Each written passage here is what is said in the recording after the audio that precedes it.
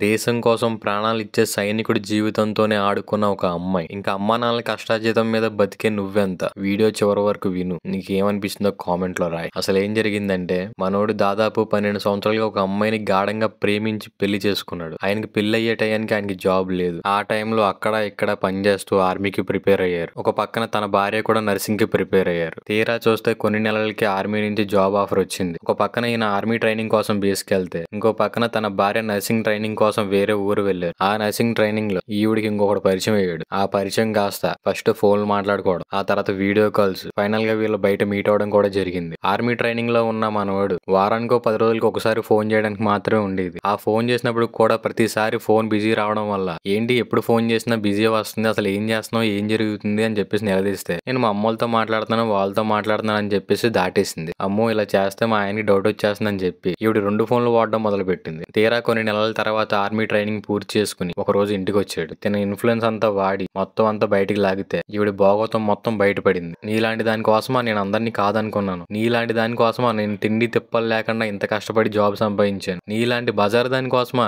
ఈ రోజున అందరి ముందర నేను తలదించుకున్నాను. ఆవిడ ఏం చేయకుండా ఒక మాట కూడా అనకుండా వాళ్ళ అమ్మ వాళ్ళ దగ్గర వదిలేసి మళ్ళీ తిరిగి తన ఆర్మీ ఆఫీస్ కి వెళ్ళిపోయాడు. ఆ బార్డర్కి వెళ్ళిన తర్వాత ఈవిడ చేసిన మోసం గుర్తొచ్చిన ప్రతిసారి ఆయనలో ఆయన నలిగిపోయి నరకం చూస్తున్నాడు. తన పని మీద కూడా తన ఫోకస్ లేకుండా పై ఆఫీసర్లతో తిట్లు తింటూ జాబ్ పోయే స్టేజ్ దాకా వచ్చేసింది. ఇటువంటి పరిస్థితుల్లో ఆయన ఏం చేస్తే మంచిది? అటువంటి ఆడదాన్ని అసలు ఏం చేయాలి? మీరు ఖచ్చితంగా కామెంట్ లో రాయండి. మీరు పెట్టిన ప్రతి కామెంట్ ఆయన చూస్తారు, చదువుతారు. ఇటువంటి సైనికులు వాళ్ళ ప్రాణాలు కూడా లెక్క చేయకుండా మన కోసం వాళ్ళు కష్టపడుతుంటే వాళ్ళ కోసం మనం ఒక కామెంట్ పెట్టలేమా? ఆయనకి మనం అందరం ఉన్నామని చెప్పేసి తెలియాలి. ఖచ్చితంగా కామెంట్ లో రాయండి. చెప్పాను కదా, ఆయన ఖచ్చితంగా మీ కామెంట్ చూస్తారు. ఫైనల్ గా సీతారామం సినిమాలో రామ్ లాంటి సైనికులు ఉన్నారేమో గానీ ప్రిన్సెస్ నూర్జహాన్ లాంటి మహారాణులు ఎక్కడా లేరు. అవునా కాదా? మీకు ఏమనిపిస్తుందో కామెంట్ లో రాయండి. మంచిది.